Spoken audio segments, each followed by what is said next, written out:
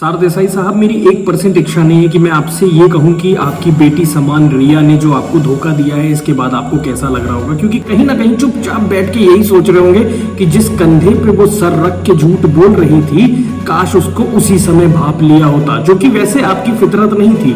आप गए वैसे वहां थे झूठ को सपोर्ट करने, मगर अब तो कलई बहुत सारी खुल चुकी। और मेरी तो सबसे ज्यादा कवायद रहती है जनता से ये आग्रह करने की कि आखिर आप कैसे नहीं पहचान पाते हैं उन चेहरों को जो आपके साथ भी दगाबाजी कर रहे हैं। आहत हुआ था मैं उस समय जब justice for Rhea Chakraborty trending में आ गया था ट्विटर पे। मेरे चैनल का नाम एजे देशभक्त है और उस देशभक्ति का मेरा मतलब कभी भी राइट और लेफ्ट नहीं था। लेफ्ट आएगा कभी राइट आएगा और देश का कभी भी एक मत नहीं हो सकता, क्योंकि यही सबसे बड़ी खूबसूरती है इस देश की 135 करोड़ की जनसंख्या। आपको पता है वर्ल्ड में जो पूरी जनसंख्या है वो है करीब 750 करोड़, जिसमें से 135 करोड़ है हम भारतीय। मैंने कभी भी 135 करोड़ होने को कभी कमजोरी के रूप में नहीं देखा, मैं तो हिम्मत के रूप में देखता हूं, क्योंकि जब इतने सारे वक्तव्य एक देश में होंगे तो कभी भी गलत नहीं हो सकता, गलत को स्पॉट कर लिया जाएगा।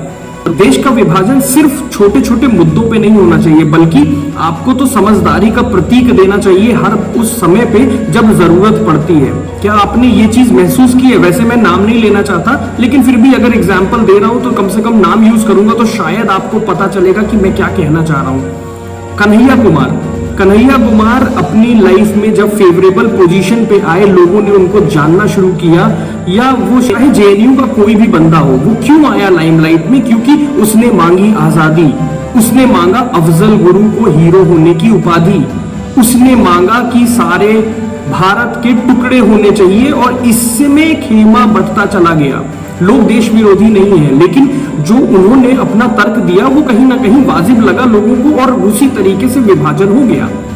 पर क्या आपने कभी महसूस किया कि इतनी चर्चा बटोरने के बाद, इतनी सुर्खियों में आने के बाद, देश के सबसे बड़े प्लेटफॉर्म पे बैठ जाने के बाद उन्होंने उस चीज की ओनरशिप ही छोड़ दी?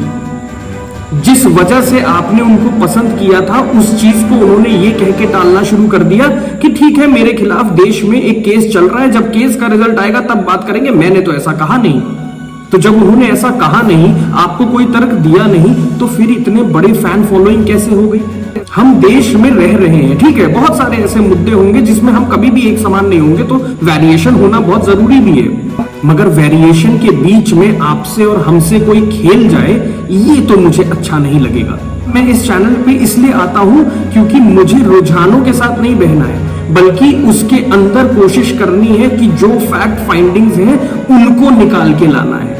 जो गलत है वो गलत है, जो सही है वो सही है, लेकिन इसमें मत नहीं होना चाहिए, क्योंकि मैंने पहले से ही यहाँ पर लिख रखा है कि मैं अनसुलझी बातों पे ही बात करूंगा, वो ऐसे पहलुओं पे बात करूंगा जिसको शायद देखने के बावजूद भी नजरअंदाज कर दिया जाता है। शायद इसी वजह से सुशांत सिंह राजपूत का मामला आया। उनकी फोटोज देखने के बाद मेरे मन में आ चुका था कि नहीं, ये तो गलत हुआ है जो हुआ है।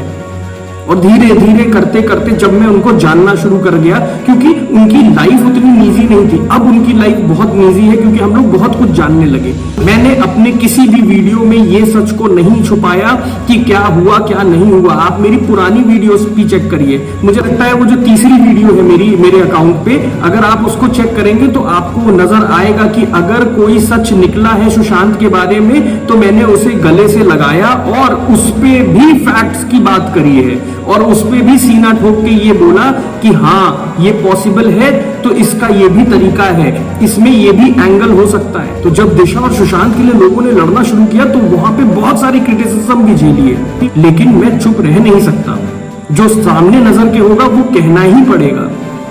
मैं मंडे टू फ्राइडे बहुत बिजी रहता हूं, लेकिन मैं कोशिश करता हूं कि किसी भी तरीके से आप तक पहुंचूं।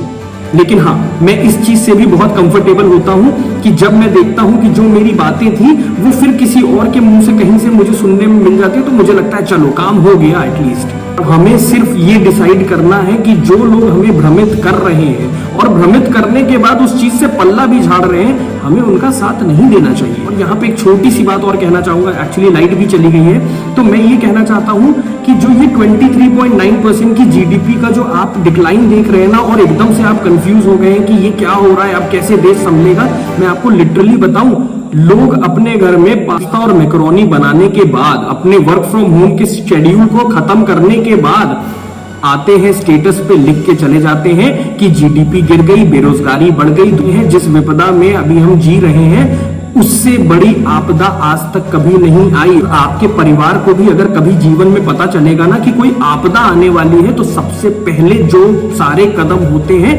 वही उठाए गए इस देश में। 1200, 1300, 500, 700 जब केसेस आ रहे थे तब लॉकडाउन लगा और उसके बाद फिर लॉकडाउन हट गया आज, तो लोगों ने कंपेयर किया कि उस समय तो नहीं हटाया जब 1200, 1300 केस थे, तो फिर आज हटाने की क्या जरूरत पड़ गई। मैं आपको सच्चाई बताता हूं कि कोरोना वायरस दिन प्रतिदिन अपनी इंटेंसिटी खो रहा है। कम से कम भारत में वो खो रहा है, क्योंकि हमारा जो रिकवरी रेट है वो बढ़ रहा है। मैं ये नहीं कहता कि हॉस्पिटल्स में स्कैम नहीं हुए, मैं ये नहीं कहता कि लोगों ने बहुत तरीके से बेवकूफ बनाने की भी रणनीतियां अपनाई इस कोरोना वायरस के टाइम पे, मगर मैं ये भी मानता हूं कि अगर उस 1200, 1300, 700 केसेस के समय पे लॉकडाउन हटा होता तो शायद हमारी देश की आधी से आधी जनता कम से कम इसके चपेट में आ जाती, जो कि अभी भी धीमे धीमे बढ़ रही है। भले ही ये नंबर बड़े हैं, लेकिन आज होम आइसोलेशन की फैसिलिटीज अवेलेबल हैं और कईयों के मन में तो ये भी आया है कि शायद उनको होके निकल गया, क्योंकि हमारे यहाँ हेल्थ केयर हमेशा से इशू था। जब ये शुरू हुआ था ना, तो WHO ने कहा था कि इंडिया की हेल्थ केयर के बारे में तो मैं श्योर हूं कि वहां तो त्राही माम ही मचेगा, मगर बहुत हद तक इसको कंट्रोल किया गया है। और कृपया करके इन बातों के बाद मुझे बीजेपी या कांग्रेस में मत तब्दील करिएगा। जहां पे सच होगा वहां पे मैं हूंगा। गर्मी और पसीने में बैठने के बावजूद भी मैं आपसे इसलिए बातें करना चाहता हूं क्योंकि यही मेरी सोच थी इस चैनल के बारे में। जो बातें मैं 5 लोगों 10 लोगों तक पहुंचा पा रहा था, मैं कोशिश करने लगा कि चलो कुछ नहीं तो 25-50 लोगों तक ये बात पहुंचे, और भगवान की दया से बहुत सपोर्ट मिला है और लोगों तक बातें पहुंच भी रही हैं। बहुत सारे अच्छे कमेंट्स भी आते हैं, नो मैटर की ट्रोलिंग भी बहुत होती है, लेकिन बहुत अच्छे कमेंट्स भी आते हैं और उससे उत्साह रोज बढ़ता ही है। वापस आता हूं अपने टॉपिक पे कि हाँ, इस खेल में दोनों तरफ के थप्पड़ पड़ते हैं। इस समय सरदेसाई साहब को तो वैसे भी इन सब चीजों की आदत हो गई है, वो हमेशा अगेंस्ट में बोल के, वो कहते हैं ना कि ये एक एटीट्यूड होता है। जब 10 लोग बैठे हों तो 9 लोग अगर हाँ बोल रहे हो तो एक अगर ना बोलता है तो उसी इंसान को देखा जाता है। तो वही हुआ जब सरदेसाई साहब ने रिया का इंटरव्यू लिया, जो कि प्रथम चरण पे ही गलत था। किसी अक्यूज्ड का इंटरव्यू लेके उसको डिस्प्ले करना कि वो इनोसेंट है और उससे लोगों की भावनाओं में उसके इनोसेंसी को डेवलप करना, ये अपने आप में भी एक क्राइम है। तो आप सोचिए कि आप किसका सपोर्ट करते हैं। और हो तो गया शोविक अरेस्ट, हो तो गया सैमुअल मिरांडा अरेस्ट, और निकल के आ तो गई रिया की चैट जिसमें वो ड्रग्स को सपोर्ट कर रही है, ले रही है और कंज्यूम भी कर रही है, जबकि उसने मीडिया पे आके सिर्फ एक ही चीज बोली थी, मेरा ब्लड टेस्ट ले लो, मुझे टेस्ट कर लो। मैं कभी ऐसा नहीं किया। ये हमेशा याद रखिएगा कि लोग मोटिव नहीं भूलने चाहिए। ये ड्रग का केस नहीं है, ये अबेटमेंट टू मर्डर का केस है। ये किसी को प्रेशराइज करा गया है मौत के मुंह तक पहुंचने के लिए, या फिर किसी को ड्रग किया गया है ताकि वो मौत के कदम चूमे। और जस्टिस फॉर सुशांत तो होके ही रहेगा।